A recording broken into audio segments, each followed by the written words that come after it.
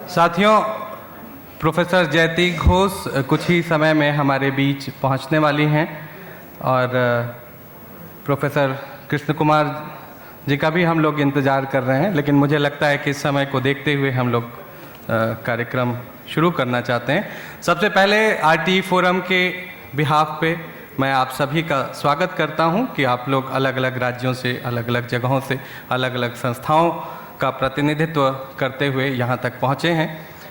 बहुत खुशी की बात है। आपके पास आज दिन भर का एजेंडा है। इस इनॉग्रल सेशन के बाद 3 पैरेलल सेशन प्री लंच होंगे और उसके बाद लंच के बाद 3 पैरेलल सेशन है। उसके बाद फिर हम लोग इसी हॉल में एकत्र होंगे। एक हॉल ऊपर है, एक हॉल बगल में है और एक ये हॉल है। इसका डिटेल आपके बैग में है। आरटी फोरम की तरफ से ये दूसरा साल है और आरटी के इनेक्टमेंट का दूसरा साल है, जिसमें हम लोग आज दिन भर सारी संस्थाओं के लोग एक साथ मिल के देखेंगे किन राज्यों में कहाँ तक प्रगति हुई है, क्या गैप्स अभी रह गए हैं। लगातार 2 सालों से हम लोग सब एक साथ मिल के काम कर रहे हैं और अलग अलग राज्यों में बहुत सारी चीज़ें मूव हुई हैं, लेकिन बहुत सारी चीज़ों पे अभी भी सिविल सोसाइटी को एकजुटता दिखाते हुए दबाव कायम रखना है। अभी हमारे बीच इस उद्घाटन सत्र के लिए मेधा पाटेकर जी हमारे बीच हैं। मेधा पाटेकर जी किसी परिचय की मोहताज नहीं है, बल्कि मैं कहूँ कि अगर वो संघर्षों की खुद अपने आप में एक किताब हैं तो शायद अतिशयोक्ति नहीं होगी। मैं आग्रह करूँगा मेधा जी से कि वो मंच पे आएँ।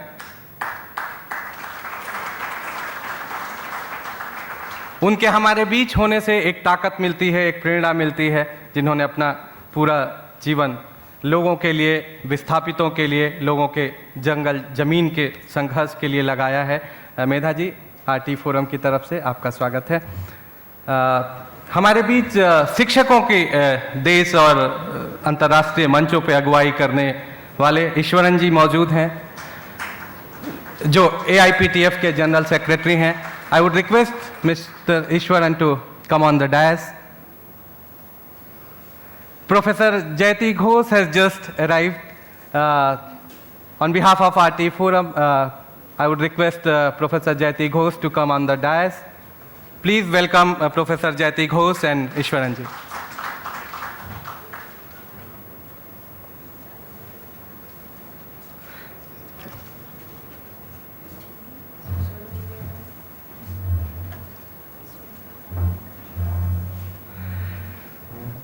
हमारे अपने आरटी फोरम के साथी अमरीश जी, जो इसके कन्वीनर हैं और छात्र आंदोलन से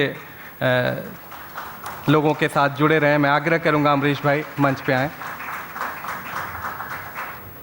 I would request Shirin Miller, वो भी हमारे आरटी फोरम की एक प्रमुख कार्यकर्ता हैं। मैं आग्रह करूंगा शिरीन मिलर से कि वो मंच पे आएँ।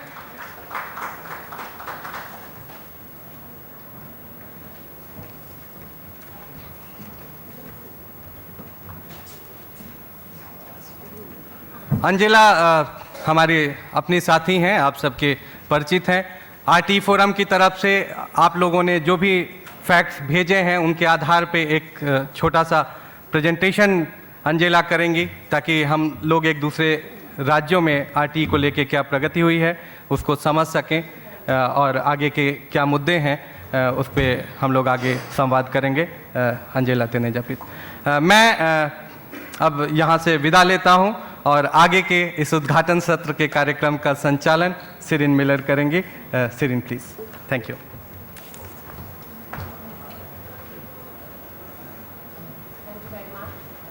Working? Okay. Just to welcome everybody here, especially everybody who's come from all the states across the country. And it's been very good to see the progress that has been made amongst the NGOs and civil society groups to take the RTE forward in the various states, and look forward to hearing back from you as the day goes on. I think that we were waiting for Professor Krishna Kumar, but he hopefully is on his way. But we can start maybe the session, because we're already running out of time. As you know, it's April the 1st was 2 years since the Right to Education Act was passed, and most of the norms stipulated within the RTE are 3-year time bound to be met by April 2013. And we have a very, very long way to go. We have made some progress, but there still remains a lot to be done, especially for the most excluded groups of children. So before we come to our main speakers, I'd like to ask Amrish Bhai to come and give an introduction.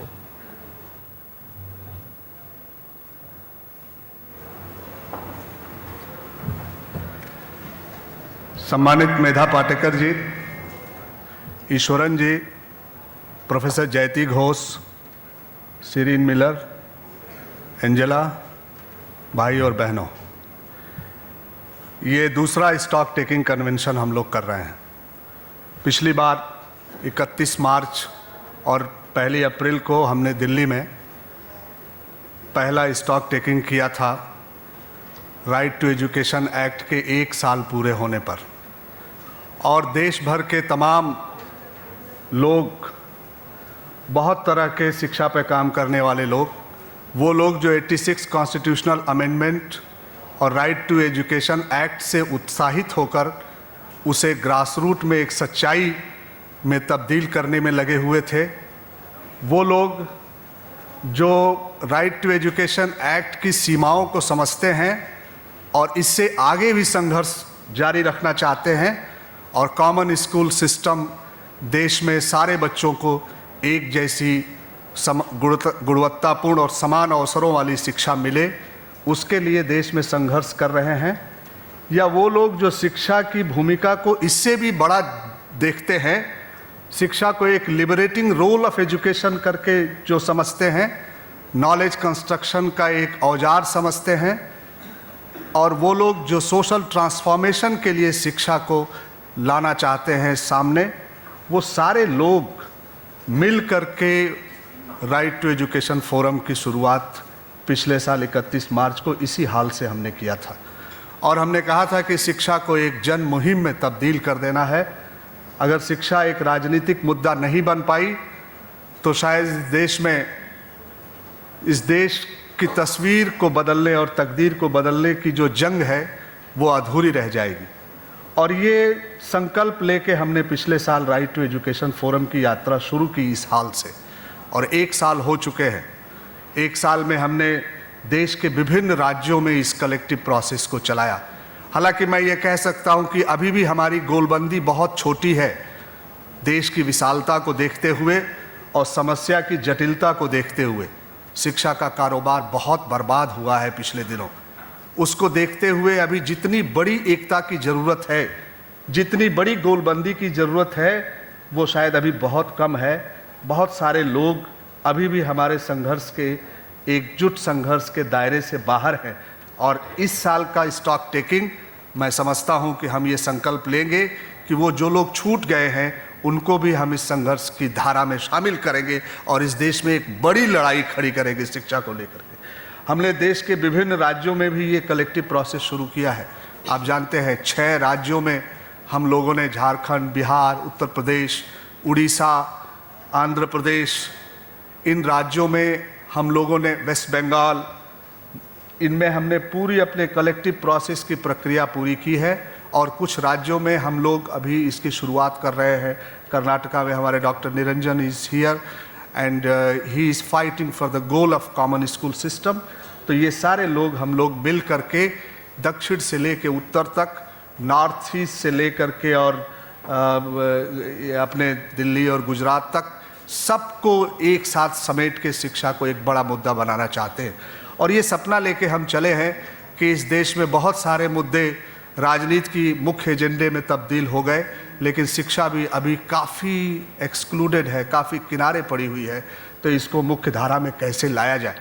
हमारा मकसद केवल right to education act के implementation तक ही नहीं है। हमारा मकसद है इस देश में शिक्षा में जो विषमता है, क्योंकि शिक्षा समाज की विषमता को दूर करने का एक औजार बन सकती है, न कि शिक्षा खुद विषमता को क्रिएट करने का एक औजार बन जाए। और हमारे देश में शिक्षा का जो सिस्टम है कुछ इसी तरह का है। कुछ प्रिविलेज क्लासेज के लिए अलग स्कूल, कुछ मध्यम तबकों के लिए अलग स्कूल, और हमारे देश के 13 लाख सरकारी स्कूल एक खास आर्थिक श्रेणी के, एक खास इकोनॉमिक लेयर के लोगों के स्कूल बन के रह गए हैं। हमने सपना देखा था कि स्कूल मिक्स एजुकेशन का सेंटर बनेंगे। हमने सपना देखा था कि एजुकेशन के माध्यम से गरीब और अमीर एक दूसरे की जीवन की जटिलताओं और कठिनाइयों को समझेंगे और हम एक समाज में एक समतावादी समाज की रचना कर पाएंगे। शिक्षा शायद उसकी बुनियाद बनेगी, लेकिन ठीक उसके उल्टे शिक्षा अभी विभिन्न श्रेणी के लोगों के लिए अलग अलग तरह के स्कूल बना करके चला करके शिक्षा को एक डिस्क्रिमिनेशन का औजार बना दिया गया है। हमारी उसके खिलाफ लड़ाई है और हम समझते हैं कि आरटी एक्ट उस दिशा में एक कदम है। आरटी एक्ट को लेकर के हम उस दिशा में, कैसे लोग हैं इस देश में, आरटी एक्ट ने 25% अगर प्रावधान किया इलीट स्कूलों में मोहल्ले के गरीब बच्चों के दाखिले का, तो पूरा इलीट स्कूल का मैनेजमेंट सुप्रीम कोर्ट तक चला गया इस केस को लड़ने के लिए। 60-65 साल की आज़ादी के बाद इस तरह का कॉलोनियल माइंडसेट हम देखते हैं कि अमीर बच्चों के साथ गरीब बच्चे एक साथ नहीं बैठ के पढ़ सकते हैं। 66 में कोठारी साहब ने कहा था कि ये गरीबों का ही फ़ायदा नहीं होगा, ये प्रिविलेज क्लासेज का भी फ़ायदा होगा कि उनके बच्चे ये जानेंगे कि इस देश में गरीबों की आर्थिक स्थिति क्या है, जीवन स्तर क्या है, उनकी भी लर्निंग होगी। ये एजुकेशन का एक माध्यम बनेगा। लेकिन 25% के खिलाफ they are fighting in the Supreme Court. और इस तरह से, इस तरह की, और केवल अनएडेड प्राइवेट स्कूल और सरकारी स्कूल का मामला नहीं है, सरकार भी कई तरह के स्कूल चला रही है। और अब तो देखिए हमारे स्कूलों पर बड़ा तगड़ा हमला है। अभी श्री श्री रविशंकर ने कहा कि ये स्कूल बंद कर दो क्योंकि इन स्कूलों से नक्सली पैदा होते हैं। अभी प्राइवेट पब्लिक पार्टनरशिप का प्रपोजल 12th ईयर प्लान में बना हुआ है। ये स्कूल जो सरकार की जिम्मेदारी है, जिसके लिए देश की जनता अपनी गाढ़ी कमाई से पैसा देती है। 6% हम मांग कर रहे हैं 1966 से इस देश में, अभी 3.7% से आगे शिक्षा का बजट नहीं बढ़ा है। इस साल भी बहुत कम शिक्षा पर खर्च होने वाले पैसे के लिए प्रावधान किया गया है।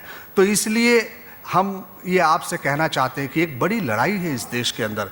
पीपीपी का मॉडल है, कुछ लोग बाउचर सिस्टम की बात कह रहे हैं हमारे सरकारी स्कूल बच्चों को अच्छी शिक्षा नहीं दे सकते, इसलिए बाउचर दे दो और बाउचर से लोग जा कर के अपने बच्चों के लिए क्वालिटी एजुकेशन खरीदे। मतलब प्राइवेट सिस्टम को इनडायरेक्ट फंडिंग का भी एक रास्ता खोलने की तैयारी हो रही है।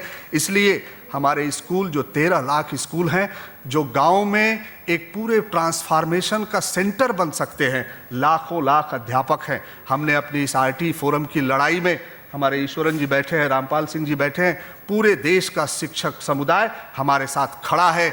इस शिक्षा को एक बुनियादी शिक्षा में बुनियादी परिवर्तन लाने की लड़ाई के साथ कंधे से कंधा मिलाकर चलने के लिए देश के 58 लाख शिक्षक आरटी फोरम के साथ एकताबद्ध होकर के आगे बढ़ रहे हैं। और हमने ये सोचा है कि शिक्षा का डिस्कोर्स केवल शिक्षा कर्मियों और शिक्षाविदों के बीच में महदूद नहीं रहना चाहिए, इसको और विस्तार दिया जाए। वो लोग जो दलितों के लिए लड़ाई लड़ रहे हैं, वो लोग जो ट्राइबल्स के लिए लड़ाई लड़ रहे हैं, वो लोग जो नेचुरल रिसोर्सेज के एक्सप्लॉइटेशन के खिलाफ लड़ रहे हैं, जो अपने जंगल और जमीनों को बचाने की लड़ाई लड़ रहे हैं, जो पानी की लड़ाई लड़ रहे हैं, उन सारे लोगों के साथ मिलके शिक्षा की ये लड़ाई होगी, क्योंकि ये देश की तस्वीर और तकदीर बदलने की लड़ाई है। हर गरीब के हाथ में शिक्षा का एक औजार, जो कि गुणवत्तापूर्ण शिक्षा का औजार होगा। और मैं समझता हूं अभी बहुत लंबी लड़ाई है, जो गांधी के शब्दों में कहें कि काम की दुनिया और ज्ञान की दुनिया को मिलाने वाली शिक्षा व्यवस्था की ज़रूरत है। वो लड़ाई अभी बहुत बड़ी है और उस लड़ाई के लिए हम समझते हैं कि आरटी एक्ट का इम्प्लीमेंटेशन एक कदम भर है। हालांकि 2 साल की रिपोर्ट बहुत अच्छी नहीं है, न तो राजनेताओं को इसकी चिंता है, न ब्यूरोक्रेसी को अंदर इसकी कोई बहुत ज़्यादा इच्छा शक्ति है। ये क्योंकि ये स्कूल गरीबों के स्कूल बन के रह गए हैं और गरीबों की शिक्षा का सिर्फ एक माध्यम है ये स्कूल। अगर ये स्कूल हाथ से गए तो जैसे हायर एजुकेशन और टेक्निकल एजुकेशन गरीबों गरीबों के हाथ से फिसल गई है, वैसे ही स्कूली शिक्षा से भी गरीब बाहर हो जाएंगे। इसलिए इन स्कूलों को बचाना हमें अपने, आप देखिए क्या हमारे देश की हालत है। 96% आप कहते हो कि इनरोलमेंट है, और अपर प्राइमरी तक जाते जाते 58% बच्चे रह जाते हैं, और हायर एजुकेशन तक जाते जाते 15 से 16% बच्चे रह जाते हैं। और ये बच्चे ट्राइबल हैं, ये बच्चे दलित हैं, ये बच्चे माइनॉरिटीज हैं, ये बच्चे पिछड़े हैं, ये बच्चे देश के मेहनतकश लोगों के बेटे हैं, जिनको आप पूरी ह्यूमन रिसोर्स को शिक्षा के दायरे से एक्सक्लूड कर देते हैं आप, जिसको शामिल करके शायद देश को बहुत बेहतर बनाने की लड़ाई लड़ी जा सकती है। तो इसलिए इंक्लूसिव एजुकेशन और एक ट्रांसफॉर्मेटिव एजुकेशन के लिए हमारी लड़ाई है। ये कानून एक कदम है उस दिशा में। शिरीन की पर्ची मुझे मिल चुकी है, मैं यहीं से अपनी बात समाप्त करता हूँ। धन्यवाद।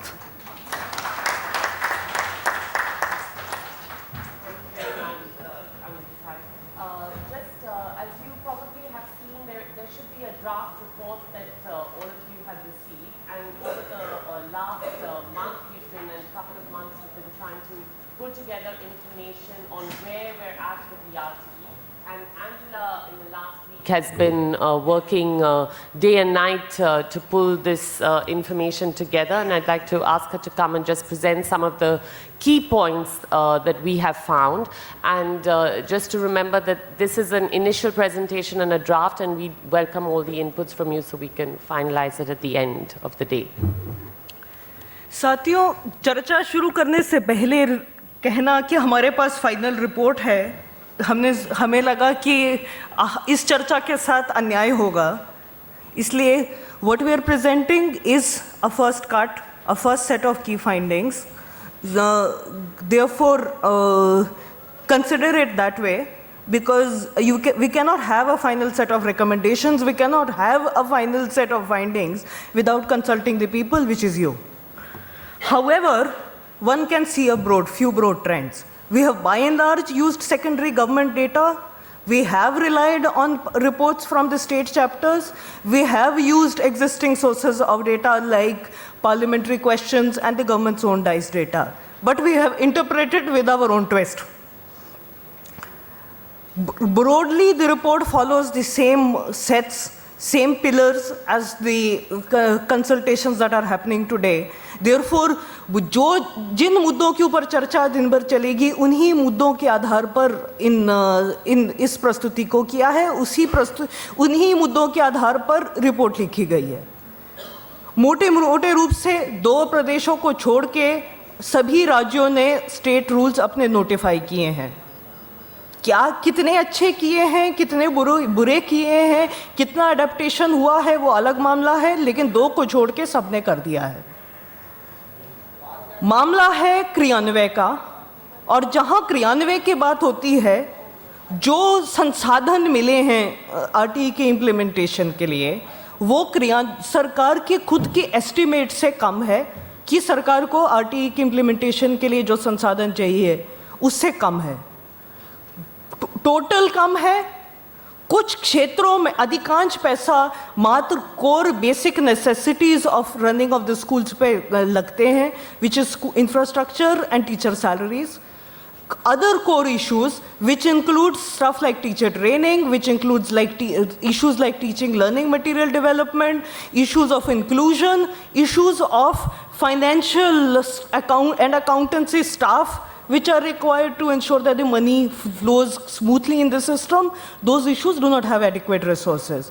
Yes, given the fact that adequate investment in financial readiness has not happened, 70% of the allocation has only been spent. By default 30% पैसा खर्च नहीं हुआ है पिछले बार, और in fact year before that 80% was spent. This time it is 70, which basically means something is going wrong this time.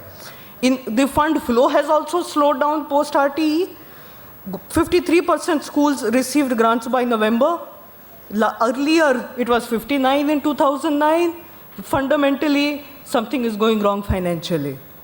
And why the low spending, why the low releases? It's not as if we're seeing this for the first time.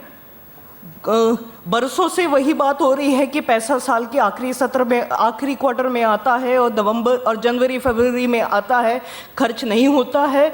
वो मुद्दे सालों से हम वही मुद्दे रख रहे हैं, लेकिन उनके ऊपर क्रियान्वयन नहीं हुआ है।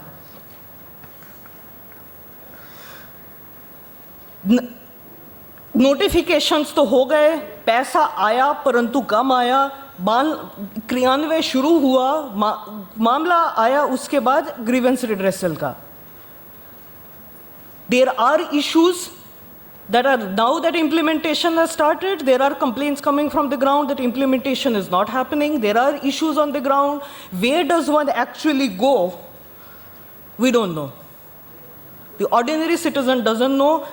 As far as NCPCR, which is the nationally mandated body for the appellate body for RTE, only 100 of over 1761 cases have been resolved. And for a state commission like Madhya Pradesh, 6 out of 30 have been resolved. Fundamentally, something is going wrong. What is that something? The commissions are understaffed and under-resourced. Therefore, given the fact they are understaffed and under-resourced, and many states still do not have commissions in the first case, it is not surprising that there is nowhere to go, therefore there is no hearing. The other issue is administrative redress. If not the commission, then where do you go? You go to the department. Department capacity building of intermediate level functionaries on RTE has by and large not happened. Teachers को training दी है, ऊपर के MHRD को और education विभाग को जानकारी है, बीच की जो कड़ी है जिनको क्रियान्वयन करना है वहाँ की कैपेसिटी बिल्डिंग नहीं हुई है. Therefore, given the fact the intermediate level doesn't know, they are not implementing. And what needs to be also said, what does the word redressed mean is completely unclear. Orders pass होते हैं commission की तरफ से, orders pass होते हैं विभाग की तरफ से, परंतु उसके आधार पर कई दफ़ा ज़मीन पे कुछ बदलाव नहीं आता है. Therefore, there are definitional issues involved. Monitoring systems are weak, and administrative changes that are required to actually get it off the ground have not been happening. Teachers is a huge issue. Yes, as our honorable HRD minister said in his press briefing at the 2 years of RTE report launch, that the ministry had done 6.3 lakh additional teacher posts have been sanctioned, which is a commendable step on the MHRD's part. However, 6.89 additional posts that have already been sanctioned are lying vacant, which is pretty much a third of the total sanctioned posts. However, 6.7 lakh teachers are currently professionally untrained and unqualified out of the existing teacher pool. Para teachers पहले से थे, जो आपके पुरानी EGS के गुरुजी थे, जो पुराने आपके शिक्षा कर्मी थे, वो अभी भी सर्विस में हैं. उनकी मामला ये नहीं है कि वो क्यों है, मामला है कि उनकी कैपेसिटी बिल्डिंग के लिए क्या प्रावधान है.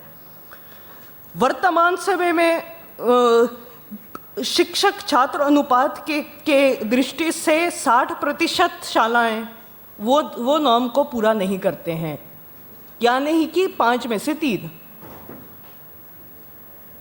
और वो संख्या पिछले साल से बड़ी है, घटी नहीं है.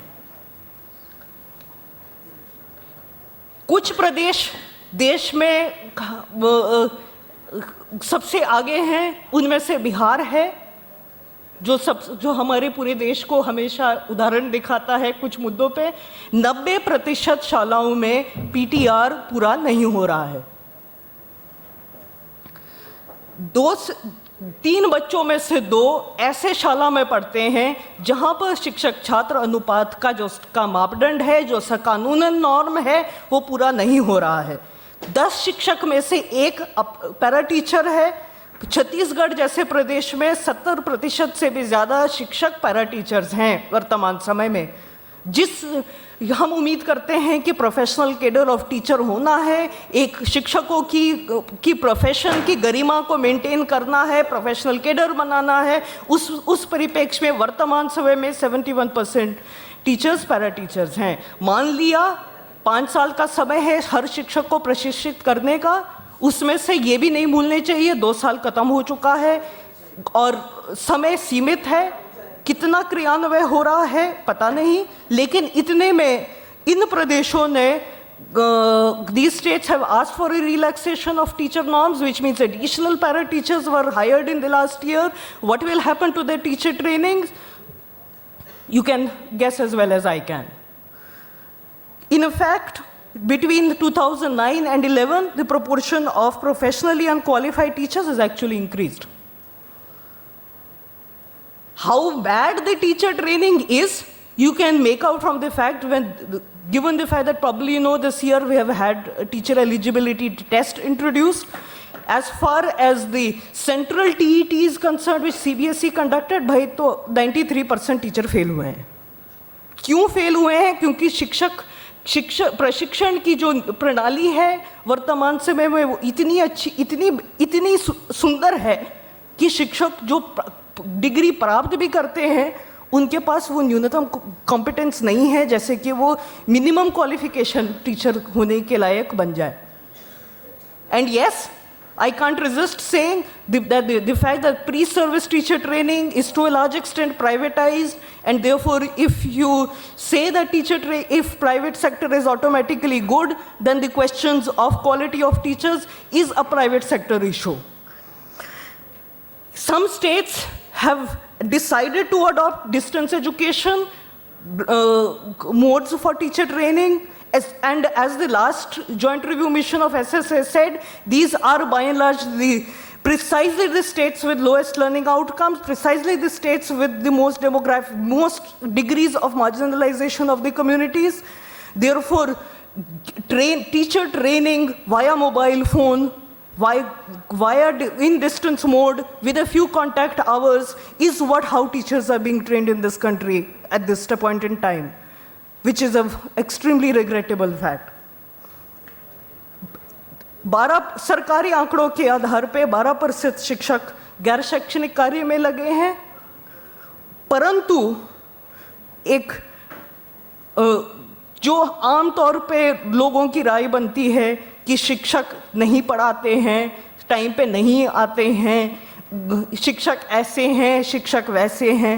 असर रिपोर्ट के फाइंडिंग्स पे यदि हम जाएं पिछले साल के, on the day of the visit 87% of teachers were present. अब 90% शिक्षक यदि प्रेजेंट हैं और कुछ तो एब्सेंटी, कुछ तो बीमार होंगे, कुछ तो गैर शैक्षणिक कार्य में होंगे, 10% वैसे भी, यदि 12% यदि वैसे भी गैर शैक्षणिक कार्य का फिगर है, तो स्वाभाविक है जो परसेप्शन गया है, जो गलत परसेप्शन गया है कि शिक्षक पढ़ाते नहीं हैं, कतई गलत है। गुणवत्ता की जहाँ तक बात है, अपर प्राइमरी स्कूल्स की बहुत कमी है, विशेषतर वेस्ट बंगाल में 5 प्राइमरी शाला के ऊपर सिर्फ मात्र 1 अपर प्राइमरी स्कूल है। Therefore, there is a class 1 to 5 we are relatively okay on availability, but for upper primary we are still in a really bad state. And a regrettable fact is पिछले साल में पूरे देश भर में school rationalisation के नाम पर स्कूल्स बंद हुए हैं। कर्नाटक का एक उदाहरण है जो संभवतः निरंजन जी क्योंकि साथ में हैं तो संभवतः उसके बारे में बात करेंगे, लेकिन बाकी प्रदेश में भी जहां कर्नाटक में 3000-4000 स्कूल के बंद होने का आदेश आया था, जिन्होंने जो इंटरवेंशन के बाद रोका गया। इंफ्रास्ट्रक्चर का जहाँ तक सवाल है, आरटीई के इंफ्रास्ट्रक्चर के जो नॉर्म्स हैं, ये 9 नॉर्म्स हैं,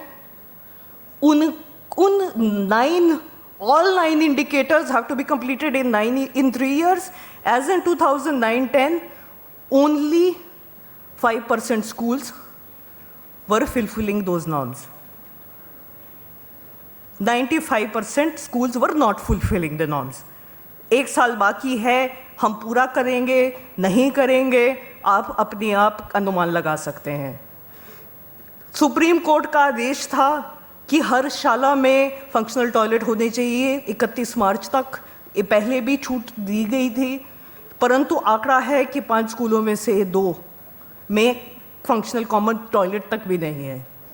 40% प्राइमरी शालाओं में जो स्टूडेंट क्लासरूम रेशो सरकार के मापदंड के हिसाब से होने चाहिए 31 पे 1, वो 40% शालाओं में नहीं है। टीचिंग लर्निंग मटेरियल जो है, क्योंकि सिर्फ कमरे और शौचालय से स्कूल नहीं बनता है, कम से कम लोग बच्चों के हाथ में कुछ किताबें होने चाहिए और शिक्षक के हाथ में भी मटेरियल होने चाहिए। 30% तकरीबन शालाओं में लाइब्रेरी नहीं थी। कितनी अच्छी थी, कितने बच्चों के पास किताबें थी, कितने संदूक में थी, कितना किताब घर था, कितना किताब पेटी थी, वो अलग मामला।